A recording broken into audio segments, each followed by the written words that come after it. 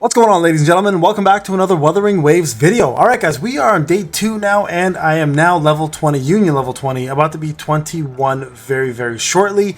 And I want to explain to you guys what the best methods are to leveling up. Alright, there's a couple really smart ways you can go about this. Now, of course, you don't have to rush your gameplay. You can enjoy the game however you see fit. Remember, this is a PvE game meant to be taken time and enjoyed, so don't do this if this is going to be a rush. But this is a very simple solution to a very heavy problem. The cutscenes are insane for some of these missions. Some of these missions, specifically the main ones, you can't skip. Some of them you can for side missions. So, of course, first thing you want to do is you want to do these side missions. That's pretty straightforward, right? So if you go to your quest, you're going to get a ton of side missions here. And remember, what you're really looking for here is the Union EXP. So I'm going to show you guys real quick here. This is what's going to trigger you to level up. Now, at one point, you're going to get stuck. Right, level 14, for example, you're going to need to hit level 21. So the best way to go from 14 to 21, the fastest way to go from 14 to 21, guys, is actually doing the guidebook and taking advantage of all the one-time battles you can do with the boss challenges. Believe it or not,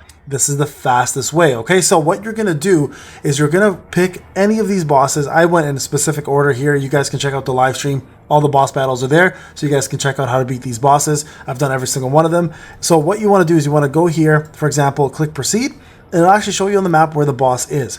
So the first time you fight this boss, it will actually take 0 wave plates. Wave plates are your stamina. So what you want to do is you want to go through every single boss, and it will still give you guys the full amount of EXP that you deserve when you're fighting them, okay? That's right, you deserve it because it's a hell of a fight for some of them. Some of them are easy fights, some of them are hard fights. So go through the list here. You guys can see you get 450 EXP every single time you fight them. Again, this is without going through the actual resonance chord, which triggers the actual event to use wave plates. So you just beat them the one time, you get the EXP, and then if you have the wave plates, you can actually choose if you want to go for any of these loot at that time. You don't have to, but the first time you kill them, every single one of them will give you full-on Union EXP. So take advantage of that, guys. It is very important to do that. Another one that you can also do, and that's an important one as well too, is the weekly challenge. These ones will also give you guys full-on EXP. You guys can see here, weekly limit is 2 out of 3, so you can even do these ones without having to worry about using the wave plates. The first time, just do them one time and you're done. And then after that, if you want to use wave plates, you can. Remember, you can only do these 3 times. The rest of this stuff here, guys, you can't do one time. You actually have to use wave plates in order to get these ones done. So just keep that in mind. There isn't a one-time shot here for free. So the bosses are a quick way to go from 14 to 20 in a matter of like an hour, right? Just bam. Make sure while you're doing it along the way, you pick up some of those teleports, so it's easy way for you guys to get through. Now, of course, like as I mentioned before, the other way is going to be through quests. Quests are a simple way to do this. So make sure you are doing your quests. Look at this. We got ourselves another little survey we can do. So anyways, let's go here to the quest. Okay, so I'm going to show you guys how the quests work. So these ones here are going to be the main quests. Okay, these are all your quests. These are main quests. These are tutorial quests. You should do these because they're fast and they give you a decent amount of Union EXP plus Astrite and a couple other things along the way. So do the first trial. Tutorial quests are super fast, and then of course you have yourself the quest there, and then these are the exploration quests. Exploration quests actually give you the most amount of EXP, I find. So look at this, you get 1,000 from this one. So the Dim Forest Survey team has an urgent request, right? You go do this thing. You also get yourself some passionate tablet recipes, so some recipes to do some things, a lot of Astrite and some EXP for both weapons and characters, right? So again, very good amount of EXP. Now these smaller quests, the side quests, are actually not bad. They're fast, and you guys can see some of them give you 500, right? So some of these 150, and sometimes they don't give you any at all. So 20, nothing, right? So this one here, you want to prioritize based on how far you are,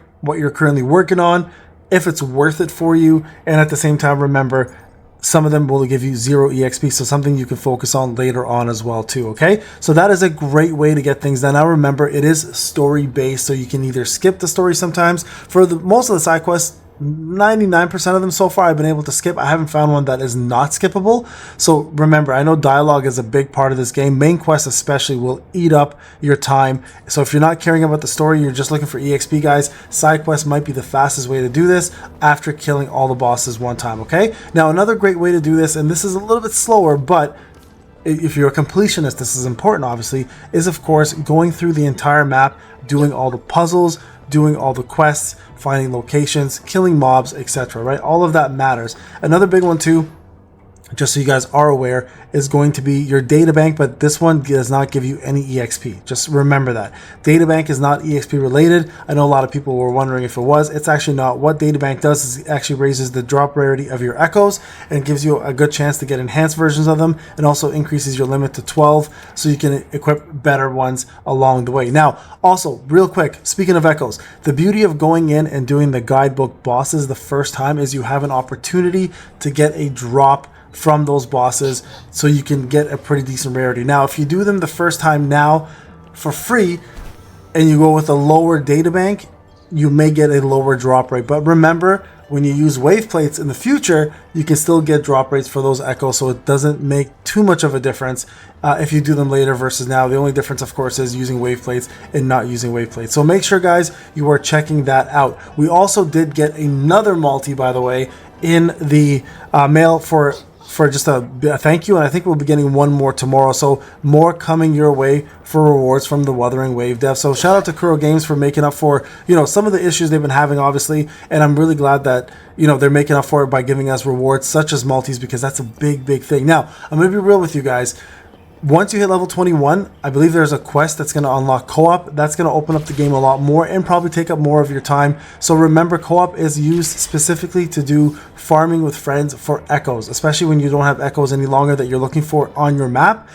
Echoes are going to be used from other people's maps when you join them. So make friends, go out and farm echoes, because at the end of the day, guys, really echo farming is going to be the end game content that you're going to rush through and try to, you know, take most of your time at the end of it all to get done. And then that's going to translate into doing tower adversity, which is the real end game in this game, which is very similar to the Spiral of Abyss in Genshin Impact if you've played that before, right? So make sure you're doing that. Also, another really important thing that a lot of people should be focusing on is getting themselves those caskets. Okay, so you can see here there's a little bit of an NPC down here. I'm actually going to him right now. He's got a little robot beside him called Chenpi.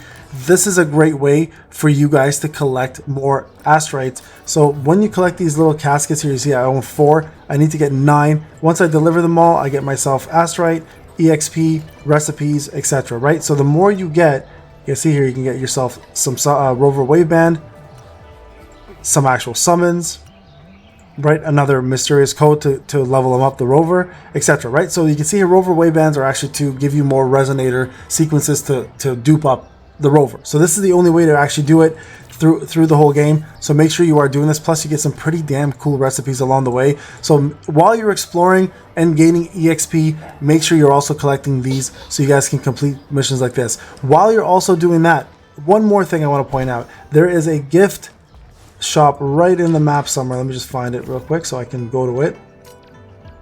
Here's the map. We're going to zoom in right here. Okay. We're going to Resonance Beacon. We'll go to it.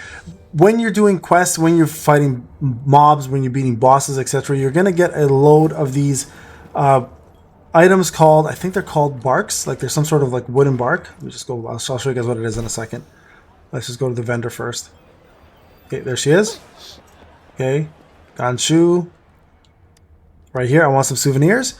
Right there, you guys can see here now the, what's it called? Wood texture shards. Sorry, that's what they're called. I own 77 of these. Okay, so you can get these throughout the entire exploration just by doing certain things, beating certain mobs, doing certain puzzles, etc. Right? Collect these. They're very important because you can trade them in for lustrous tides, which are going to be your summon tokens. There you guys go. I got another one there. And I'm one away now from doing an extra summon just by playing the game and collecting it. So this is very, very important for free-to-play players, especially because they don't give out too many throughout the world. So you're going to have to put some effort in order to actually get these from doing exploration and doing some battles and also doing puzzles and whatever else is available to you while you're exploring the world. Okay, so there you guys have it. This is Payne. Hope you enjoyed the video. Remember, go out there, EXP farm those bosses, get them done one time per boss, no stamina required.